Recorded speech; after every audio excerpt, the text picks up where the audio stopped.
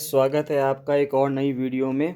Start करने से पहले बताना चाहूँगा गाइस कि अगर आप लोगों ने लेट्स क्रैक इट विद विषय गुप्ता का यूट्यूब चैनल सब्सक्राइब नहीं किया है तो उसको जरूर से जरूर सब्सक्राइब कर लीजिएगा। और लेट्स क्रैक इट विद विषय गुप्ता का फ्री टेलीग्राम चैनल भी है जिसका लिंक आपको वीडियो के डिस्क्रिप्शन में मिल जाएगा। इसको ज़रूर से ज़रूर ज्वाइन कर लेना। यूके पीएससी के लिए और यूके ट्रिपल एससी के लिए आने वाले एग्जाम्स के लिए बहुत इंपॉर्टेंट सीरीज चल रही है। यहाँ पर आपको इंग्लिश में मिल रहा है, हिंदी में भी मिल रहा है। तो दोनों तरह के स्टूडेंट्स, चाहे वो इंग्लिश मीडियम के हों चाहे वो हिंदी मीडियम के हों, दोनों तरह के स्टूडेंट्स के लिए बहुत बहुत फ़ायदेमंद चीज़ है। तो सभी लोग जो हैं सारे क्वेश्चंस करते रहेंगे, वीडियो को अंत तक देखेंगे। पहले सवाल से स्टार्ट करिए, 50वें सवाल तक चलेंगे और उसमें ये देखिए कि आपके कितने सवाल सही होते हैं, कितने गलत होते हैं और कितने आंसर्स आप नहीं देते हैं। तो आपके मार्क्स, फाइनल मार्क्स आपके कितने बन रहे हैं आउट ऑफ 50, उसको मॉनिटर करते हुए उसको देखते हुए चलते हैं। तो पहला सवाल देखते हैं। पहला सवाल कह रहा है Chipko movement began in which year, यानी चिपको आंदोलन किस वर्ष शुरू हुआ। तो ये 1973 में शुरू हुआ। दूसरा सवाल कहता है कि who is known as the messiah of Chipko movement, यानी चिपको आंदोलन के मसीहा के रूप में किसको जाना जाता है। तो सुंदरलाल बहुगुणा जी को उसको इसके बारे में जाना जाता है। क्वेश्चन नंबर 3 कहता है कि Rajaji tiger reserve was given a tiger reserve status in. तो राजाजी टाइगर रिजर्व को जो टाइगर रिजर्व का दर्जा मिला वो कब दिया गया, वो 15 अप्रैल 2015 को दिया गया। तो 2015 इसका बिल्कुल सही आंसर है। क्वेश्चन नंबर 4 कहता है एक फोक इंस्ट्रूमेंट है हुरकी। तो ये जो हुरकी है ये एसोसिएटेड है विद विच रीजन, यानी किस क्षेत्र से संबंधित है। तो ये कुमाऊं से भी है, गढ़वाल से भी, आप बोथ ए एंड बी इसको कह सकते हैं।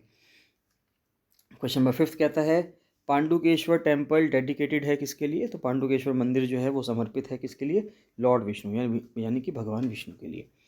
क्वेश्चन नंबर 6 कहता है the local festival Harela is celebrated. तो जो स्थानीय त्यौहार है हरेला वो कहाँ मनाया जाता है, वो कुमाऊं रीजन में ज़्यादातर मनाया जाता है।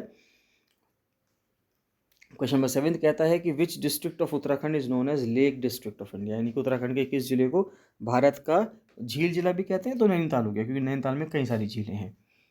क्वेश्चन नंबर 8 कहता है कि Bhagirathi and Alaknanda rivers meet at. तो भागीरथी और अलकनंदा नदियाँ कहाँ मिलती हैं, तो ये मिलती हैं देवप्रयाग में। क्वेश्चन नंबर 9 कहता है द फेमस पांडव नृत्य ये परफॉर्म किया जाता है कहाँ पे परफॉर्म किया जाता है। तो जो फेमस पांडव नृत्य है ये चमोली ज़िले में परफॉर्म किया जाता है। क्वेश्चन नंबर 10 कहता है कि which Indian state has proposed for 3 capitals like to that of South Africa, यानी कि भारत के किस राज्य ने दक्षिण अफ्रीका की तरह 3 राजधानियों का प्रस्ताव रखा है। तो ये आंध्र प्रदेश ने रखा है। आंध्र प्रदेश का कहना ये है कि वो 3 अलग अलग राजधानियाँ बनाएगा, 3 अलग अलग शहरों को, एक एग्जीक्यूटिव राजधानी, एक लेजिस्लेटिव राजधानी और एक जुडिशियल राजधानी। उनके नाम क्या हैं, कौन सी एग्जीक्यूटिव होगी, कौन सी लेजिस्लेटिव होगी और कौन सी जुडिशियल होगी, ये आप कमेंट सेक्शन में कमेंट करके बताएंगे। क्वेश्चन नंबर 11 कहता है अस्कोट वाइल्ड लाइफ सेंचुरी किस चीज़ के लिए फेमस है, यानी कि अस्कोट वन्यजीव अभ्यारण्य ये किसके लिए प्रसिद्ध है, ये कस्तूरी मृग के लिए प्रसिद्ध है, यानी कि मस्क डियर के लिए फेमस है। क्वेश्चन नंबर 12 कहता है जो रिस्पना नदी है ये कहाँ बहती है, तो ये देहरादून में बहती है। आसान सा सवाल था। क्वेश्चन नंबर 13 कहता है कि who was the first governor of Uttarakhand. Uttarakhand के पहले राज्यपाल कौन थे, तो सुरजीत सिंह बरनाला जी जो थे वो उत्तराखंड के पहले गवर्नर थे। क्वेश्चन नंबर 14 कहता है राजा महेंद्र प्रताप सिंह यूनिवर्सिटी ये कहाँ पे लोकेटेड है, ये अलीगढ़ में लोकेटेड है। क्वेश्चन नंबर 15 कहता है president of India is elected by, यानी कि भारत के राष्ट्रपति का चुनाव किसके द्वारा किया जाता है। ये जो एमपीज़ और एमएलएज़ हैं राज्यों से, जो एमपीज़ आते हैं और एमएलएज़ आते हैं स्टेट्स और यूटीज़ से, उनके द्वारा इसको चुना जाता है। क्वेश्चन नंबर 16 कहता है कि who was the first president of India. तो भारत के पहले राष्ट्रपति कौन थे, डॉक्टर राजेंद्र प्रसाद थे।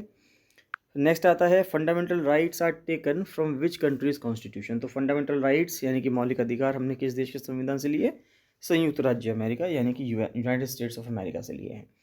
क्वेश्चन नंबर 18 कहता है कि who was the founder of the Maurya empire. तो मौर्य एम्पायर के फाउंडर कौन है, मौर्य एम्पायर के फाउंडर हैं चंद्रगुप्त मौर्य।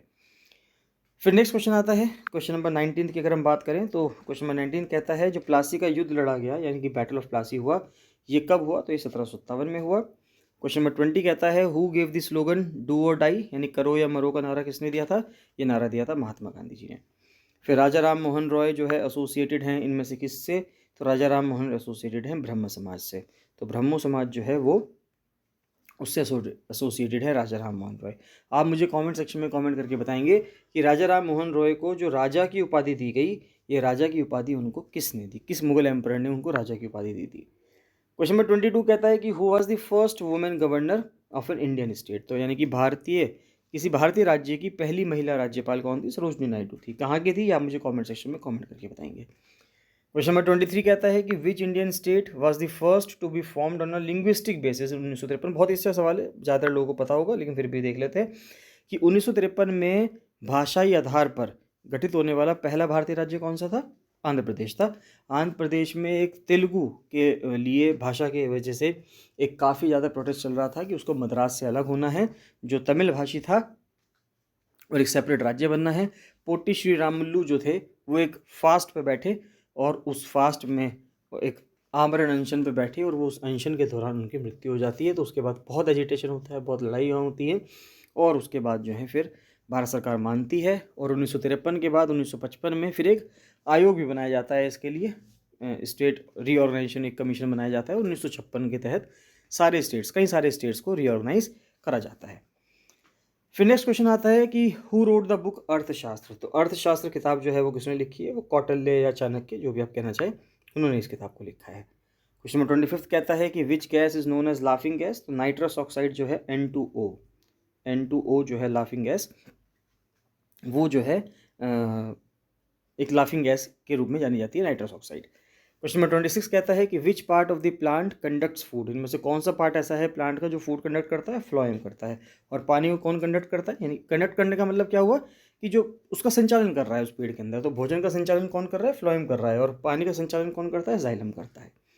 तो जाइलम पानी का करता है और खाने का फ्लोएम करता है। क्वेश्चन नंबर 27 कह रहा है लार्जेस्ट बोन कौन सी है ह्यूमन बॉडी में? मानव शरीर की सबसे बड़ी हड्डी कौन सी है? वो फीमर है। फिर 28 कह रहा है ओजोन लेयर एब्जॉर्ब करती है। क्या एब्जॉर्ब करती है? यूवी रेज, अल्ट्रावायलेट रेज जो है, पैरा बैंगनी किरणें जो हैं उसको वो एब्जॉर्ब करती हैं। क्वेश्चन नंबर 29 कहता है which is the longest river in the world. तो दुनिया की सबसे लंबी नदी कौन सी है? नील नदी है। किस प्लैनेट को, किस ग्रह को रेड प्लैनेट यानी कि लाल ग्रह कहा जाता है? सिंपल सा क्वेश्चन है, मंगल को कहा जाता है, मार्स को। 31 कहता है the device use to measure earthquake.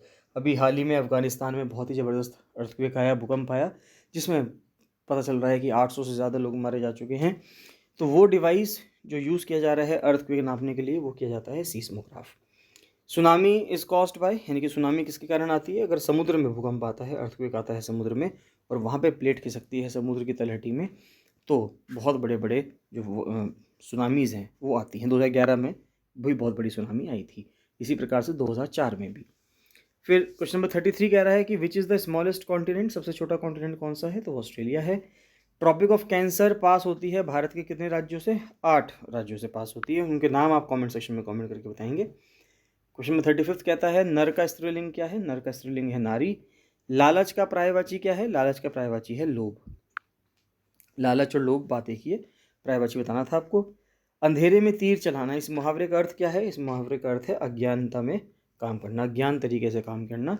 सफ़ेद आदि का अर्थ क्या है? सफ़ेद आदि का अर्थ है व्यर्थ व्यय की वस्तु, यानी कि आपने किसी चीज़ पे फालतू एक्सपेंडिचर कर दिया है और वो बहुत ज़्यादा कॉस्टली है, तो उसको हम कहते हैं कि एक सफ़ेद हाथी की तरह काम कर रहा है।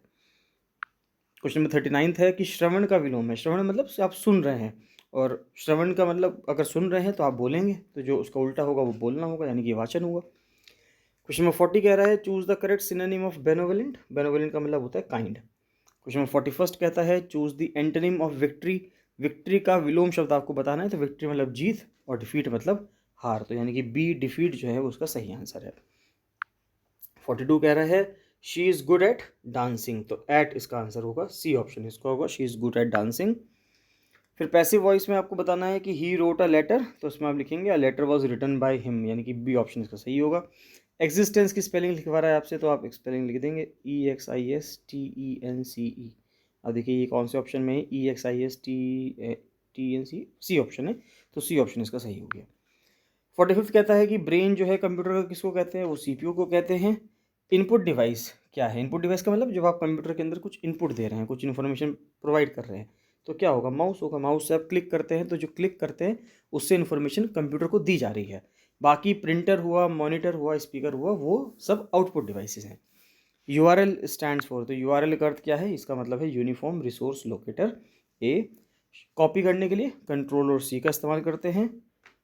फिर इनमें से कौन सी एक मेमोरी ऐसी है जो नॉन वोलेटाइल है, यानी कि गैर वाष्पशील? इसका मतलब ये हुआ कि वो मेमोरी इरेज नहीं कर सकते आप। एक बार अगर कंप्यूटर में वो मेमोरी भर दी गई है तो वो मेमोरी परमानेंट भरी रहेगी, तो वो है रोम।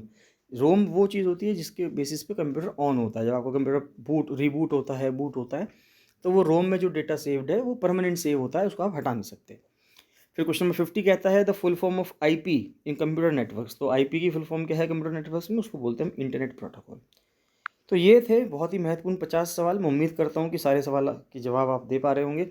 किसी में भी आपको कोई डाउट आता है, कोई आपका प्रश्न है, कोई आपका फीडबैक है, सजेशन है, तो कमेंट सेक्शन में कमेंट करके जरूर से जरूर बताइएगा। चलिए बाकी मिलते हैं नेक्स्ट वीडियो में। So thank you and bye bye.